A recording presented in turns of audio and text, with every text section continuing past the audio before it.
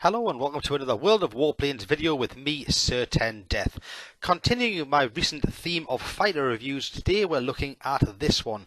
It's the German Focke Wulf FW159, a Tier 3 fighter. Recently I reviewed the British Bristol Bulldog and the Bristol 133, and I was giving my opinion on those, and as ever I'm going to be just playing some gameplay in the background, showing this plane off for what it is while talking about its strengths and weaknesses. So I've already mentioned it's a Tier 3 German fighter. It's one of two of them. There's actually two different German fighter lines at this point. There's this one, the FW159, and there's the AR-80. And I'll be talking a little bit later on about which one, in my opinion, is the best. They do look quite differently, and they, in my opinion, perform a bit differently as well. So we're in a game here. We're on this one of these new maps, these Arctic landscapes, and I have to say the landscape looks amazing. Hats off to Wargaming for producing this sort of scenery, because it looks great. So let's talk about the plane then as the gameplay kicks off and gets going then. So it's a typical Tier 3 fighter in that it's got 140 hit points, which is a little bit more than some, a little bit less than others. It's fairly standard, it's not terrible, it's not great. It's a normal fighter, so it's fairly manoeuvrable. Wargaming have recently changed the system that they use for sort of detailing numbers, and maneuverability ratings used to be a number that's kicked around the 900s or 1000s. Now they're just like almost like a percentage. They're out of 100. This one's got a maneuverability of 80, which can't be considered bad, and already I'm getting a feel for this and thinking, yeah, it seems to turn sharply enough. It seems to be pretty effective. It's getting on behind the tail of somebody, which I've already done, and I'm turning around to get behind somebody else here and having no real problems catching up with this guy and going to work on him. Yeah, so that's pretty good. Can't really fault the maneuverability. 80% or 80 rating is it's good. I like it. It has a 9-second turn time, which is good. We can't really complain about that either. That's pretty effective.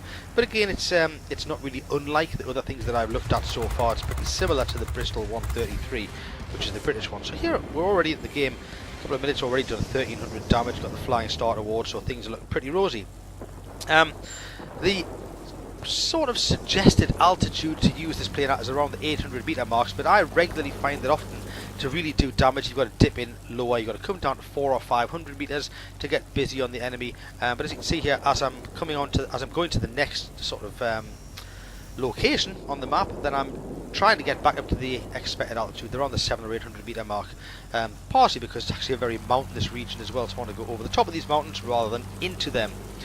Speed wise, it's average, if anything, a little bit on the lower side. It's standard speed here. When I'm not boosting, you see it's just around the 300 kilometers per hour, which is a little bit slower than some others. When you boost, it kicks up to around the 400 area, but yeah, it's okay. It does a job. It's not bad, but it's not spectacularly great either. It's just okay. When you have the stock plane, when you first get it, it's got two 7.92mm guns, which are workable. They'll do okay. But once you've got yourself a little bit of experience and you can upgrade it, you can also stick in there a 20mm cannon. Now that obviously causes overheating to occur much faster, but it also means if you can get that gun on target, you can tear apart other Tier 3 planes pretty quickly. Now at the minute you see it's already almost overheated there, but by the time it has, he's on probably about nearly half hit points, and you can't just keep firing those 7.92s. Or often, if you want the 20mm to cool down, you've got to take your finger off the mouse, which I haven't done here. I'm just letting it stay overheated because this guy's not going very fast. I've got him in my sights, and the 7.92s will do a job on him actually. But yeah, so they are going to overheat quite quickly if you just keep the mouse button held down. So if you actually got somebody who's an effective player and is going to twist and turn and weave and dodge out of the way, you've probably got to keep dropping off the button.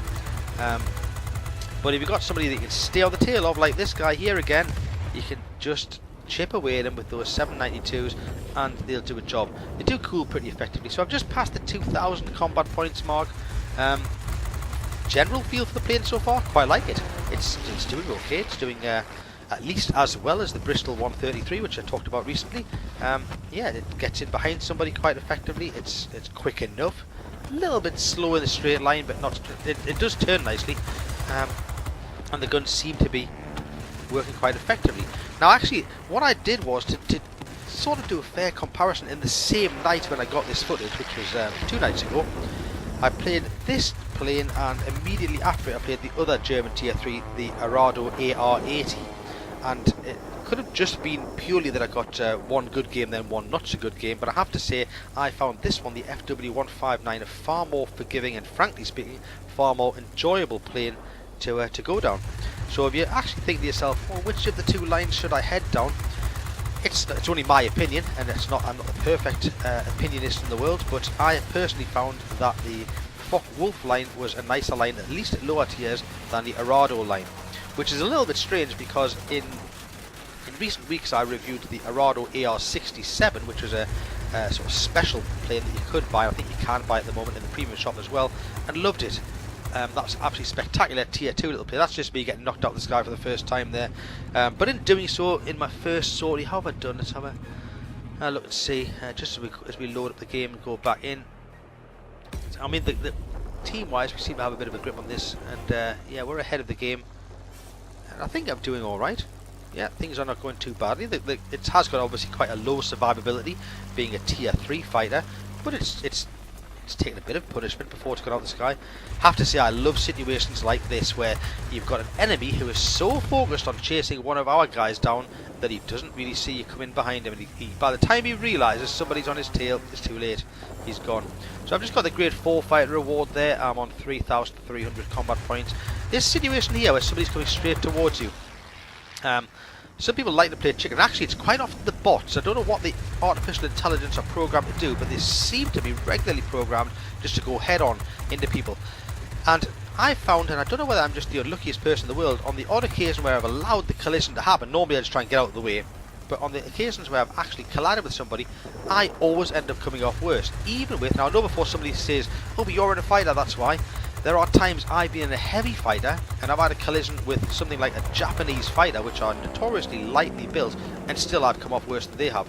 So just watch out for that. I wouldn't recommend it as ramming as a viable tactic anyway, unless you're absolutely snookered and stuck and have nothing else to do. But normally what I like to do is put a few shots at them head on and then just twist one way or the other, get out of their way. Here's another, somebody's focused on our teammate here, so I can just get on his tail, past the 5,500 combat point mark. The team's very much got this game in the bag because we got 50% superiority, pretty much 60% superiority there. So here's an example here, see, but just putting some shots on somebody as they go past and drop in behind him again. Use the manoeuvrability of the plane to get on his tail. He's a heavy fighter, so he's going to have a lot of hit points. Take a while to take him down, but I'm not bothered about that. I'm quite happy just to let the gun slowly go to work. I have once or twice dropped off the mouse button there, let the 20mm cannon cool down. Once you know you've got him in the sights and you know the lead, so you know you're actually hitting him, you're hearing those sort of tick tick tick noises, so you know you're hitting, you can afford to just drop the mouse button off, let the gun cool, and then re-engage and then do those big bits of damage on him.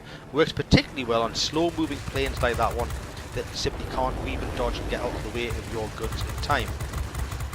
And somebody else, now this guy's trying very very hard not to be shot down, and I'm having to work to get rid of him, but that's just picked up the grade 3 fight reward, just shy of 7,000 combat points now. Game's nearly in the bag. We're about 70, 80% I would say to winning the game. But at this point, obviously, I don't want to get killed because the score line's down now. I don't want to be in a situation where I can't respawn. What I do want to do is go and see if I can pick up anything else, because I've still got my full complement of hit points left. Can I just, do any more damage here and maybe top up my already respectable game into a one that turns a little bit better again. The other thing is, of course, even when the score line's down and the game's being comfortably won, technically speaking, the enemy can still win if they knock every one of our planes out of the sky. And I have once and once only been in a situation where I was on a team that were winning by a long way like this. Maybe not quite as much as this, but probably about 80% to being won. The score line was down, and then the enemy managed to knock out every single person on the team and to take the win.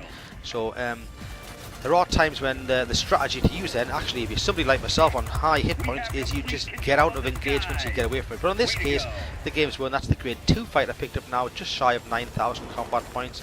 Still looking for other people to pick down. There's the game. That's the game wound up now, so we've done pretty well there. Just under 10,000 combat points. Got the Flying Start award, got the grade 2 fighter award, and finished first the team overall. This is obviously, it's a non-premium plane, so it's just academic, looking at the cash it pulled in and things like that and the experience it earned. It's more about whether it's worth playing or not. But actually 68,000 credits at tier 3 with a non-premium plane is respectable. I've enjoyed playing this plane. I've enjoyed it better than the AR80, but again, that's just my opinion. And yeah, I'm saying that this is, at the minute, I would say it's probably even with the Bristol 133 in terms of playability and enjoyability. As ever, I hope you've enjoyed the video. Do please share my name with your friends and do subscribe. Look at my other videos. At the minute, I've got my Christmas competition still running for the next couple of days. Do get involved if you haven't already. And thanks very much for your support. Thank you very much. Goodbye.